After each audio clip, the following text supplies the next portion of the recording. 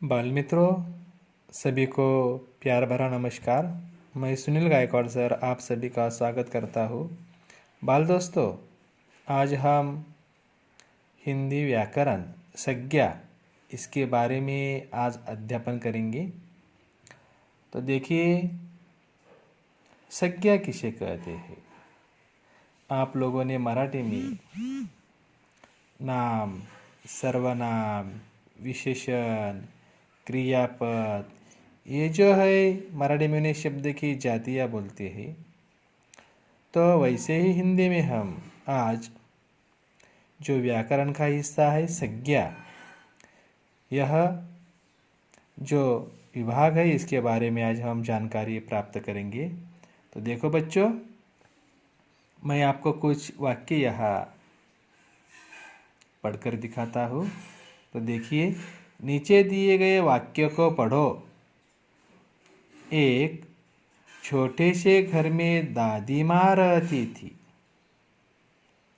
यहाँ देखो, व्यक्तिवाचक संज्ञा दी गई है दादी माँ।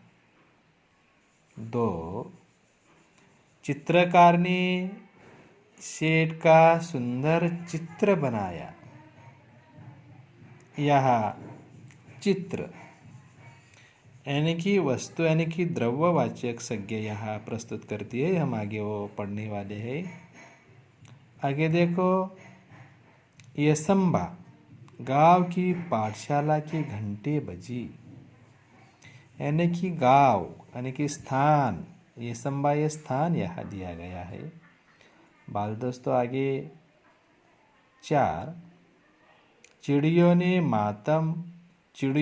मातम छा गया। यानी कि यहाँ पक्षी यानी कि पंछी दी है चिड़ियों। पाँच, दादी जी ने एकता का पाठ पढ़ाया। एकता यानी कि भाववाचक। तो देखो बच्चों, यहाँ आपने अलग अलग वाक्य यहाँ देखे हैं जो नीचे लकीर खींची यानी कि रेखांकित किए गए हैं। यह व्यक्ति, पशु, पक्षी, स्थान, भाव आदि के नाम है, इसलिए ये शब्द संज्ञा है। यानी कि संज्ञा मतलब किसी व्यक्ति, पशु, पक्षी, वस्तु या स्थान, गुण या भाव आदि के नाम को संज्ञा कहते हैं। यानी कि संज्ञा का मतलब नाम। ध्यान में रखिए, संज्ञा का मतलब नाम। तो देखो, उसकी यहाँ हिंदी में सविस्तर व्याख्या दी गई है प्रस्तुत पाठ में। तो देखो, किसी व्यक्ति, पशु, पक्षी, वस्तु या स्थान, गुण, भाव आदि के जो नाम है उसे क्या कहते हैं? संज्ञा। तो देखो, संक्षिप्त मैंने बताया था, संज्ञा का मतलब नाम। ध्यान में रखिएगा। यानी कि संज्ञा के भेद यानी कि नाम के भेद। संज्ञा के देखो 5 भेद है। कितने भेद है? 5। अभी अभी हमने यहाँ कुछ संज्ञा के भेद यहाँ पढ़े। तो देखो कौन कौन से है 5 भेद। देखो बच्चों, व्यक्तिवाचक संज्ञा। दूसरा प्रकार है जातिवाचक संज्ञा। दूसरा प्रकार कौन सा है? जातिवाचक संज्ञा। तीसरा प्रकार दिया गया है भाववाचक संज्ञा। चौथा प्रकार है संज्ञा का समूहवाचक संज्ञा। और आखिरी और 5वां प्रकार है द्रव्यवाचक संज्ञा। तो देखो, व्यक्तिवाचक किसी व्यक्ति, प्राणी, स्थान, फल, फूल, व्यक्ति इत्यादि के रखे गए नाम को व्यक्तिवाचक संज्ञा कहते हैं। जैसे बच्चों, तुम्हारे नाम जो लिखे गए हैं, रखे गए हैं, हम एक दूसरे को अलग नाम से पहचानते हैं। जैसे आर्यन, ये बच्चा का नाम है। विनोद,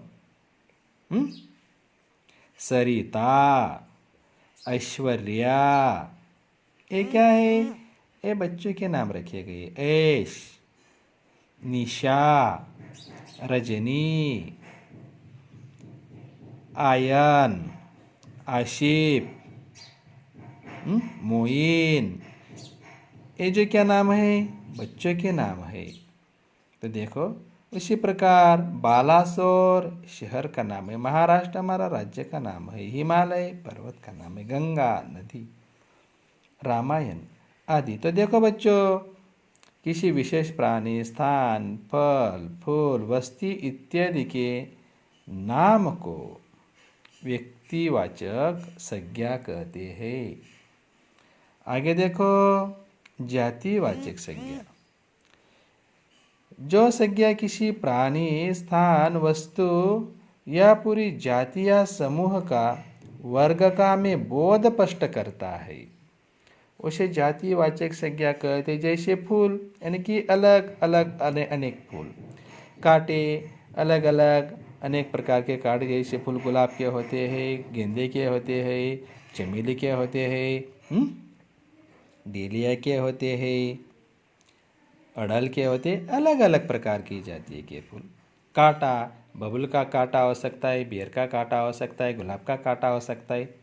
तितली अलग अलग तितलियाँ, भौरे अलग अलग भौरे आदि। यानी कि किसी का समूह हमें स्पष्ट करता है, किसी की जाति यानी कि संबंध हमें वो स्पष्ट करते हैं, वह जातिवाचक संज्ञा। आगे देखिए, भाववाचक। जिस शब्दों से हमें व्यक्ति का भाव हमें स्पष्ट होता है, जैसे किसी के चेहरे से खुशहाली हमें स्पष्ट होती है, किसी का चेहरे से हमें दुख स्पष्ट होता है, एकता का भाव स्पष्ट होता है। जो वनस्पति है उनकी हरियाली हमें वहाँ दिखाई देती है, भलाई, वीरता, ये सारे जो भाव है, यह जो हमें स्पष्ट करते हैं, वो संज्ञा को हमें भाववाचक संज्ञा कहलाते हैं।